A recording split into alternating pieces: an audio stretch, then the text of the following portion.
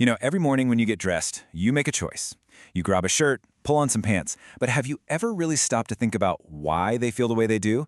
Why one shirt is your go-to for the gym and another is perfect for just lounging around?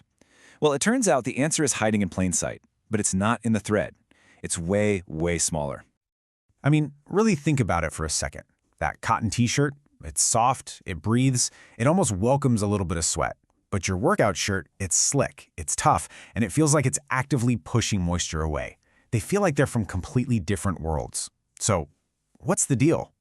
The secret, it turns out, isn't just about what they're made of. It's about how they're built, molecule by tiny molecule. And that, right there, is where the real story begins. So let's kick things off with our two main players in this story. You've got the all-natural classic champion, cotton, and the modern lab-made contender, polyester. Okay, so on the surface, the difference seems pretty straightforward, right? Cotton comes from a plant. We've been using it forever. It's got that soft, comfy, breathable feel we all know. And then there's polyester. It's a total modern invention, a synthetic fiber cooked up from petroleum, air, and water. Its whole deal is being super durable and basically wrinkle-proof. So yeah, totally different origins, leading to totally different fabrics. But to really get what's going on, we have to go deeper, a lot deeper. Let's zoom way in on just one of these fibers and see what kind of architecture is hiding inside. We're about to leave the world you can see and touch and dive headfirst into the microscopic realm. And what we're going to find there, well, it's the key to everything. Okay, so what are we even looking at here? This is the outer shell of a single cotton fiber. And it's not just some simple tube. It's this amazing, intricate structure, a primary wall that's literally woven together from these fine, crisscrossing strands. That's what gives it its shape and its strength. And now check this out. If you were to slice that fiber open, this is what you'd see. These incredible layers that build up day by day as the fiber grows. Kind of like the rings inside a tree. It's wild, right? Each tiny fiber is basically carrying a little diary of its own creation. It's honestly kind of beautiful. All right, time to zoom in one last time. We're going past the growth rings, past the woven walls, all the way down to the fundamental building blocks of, well, pretty much everything, polymers. So what the heck is a polymer? Just think of it like a giant chain made of smaller repeating links. And when I say giant, I mean it. A tiny water molecule has a molecular weight of 18. A polymer? Its weight can be in the millions. It's this massive size that gives fabrics all their cool and unique powers.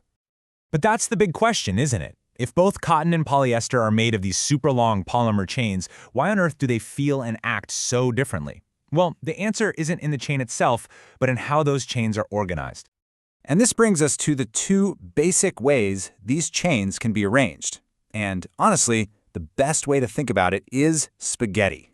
On one side, you have an amorphous structure. It's a jumbled, random, chaotic mess. And on the other, you have a crystalline structure, where everything is neatly folded and stacked in a super orderly pattern. So to picture an amorphous structure, just imagine a big bowl of cooked spaghetti. The polymer chains, the noodles, are soft, they're flexible, and they're all tangled up in each other. Scientists actually call this chain entanglement. There's no real rhyme or reason to it. Now, for the crystalline polymers, flip that image in your head.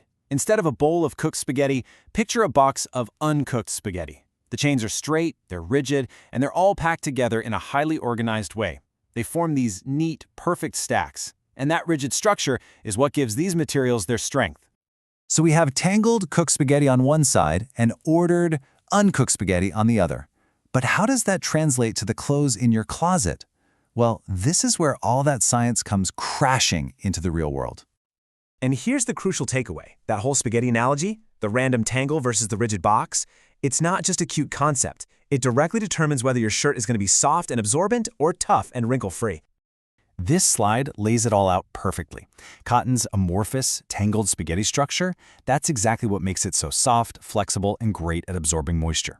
And polyester's crystalline, ordered spaghetti structure, that's where it gets its incredible strength, its durability, and its power to resist wrinkles. It's a straight-up cause and effect relationship. So you start to see the trade-offs, right?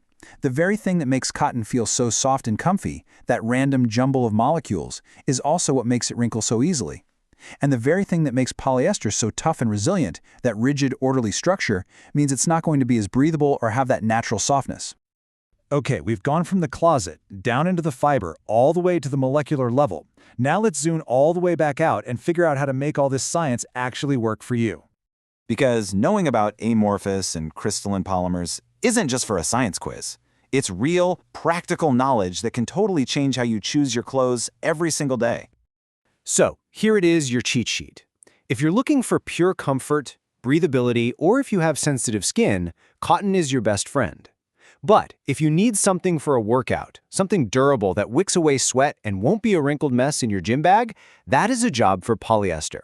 And of course, there are those 50-50 blends that try to give you the best of both worlds, the comfort of cotton with the toughness of polyester. And this quote from vtrends.com just nails it. It says, the difference starts with natural versus synthetic, but it's the chemical composition, that molecular arrangement we've been talking about, that really dictates how it performs. Polyester is just built differently, and that's what makes it so durable. So, the next time you get dressed, maybe you'll think about it a little differently. You're not just picking a shirt, you're picking a molecular structure. You're choosing between the tangled and the orderly, the cooked spaghetti and the uncooked. And now you know exactly why.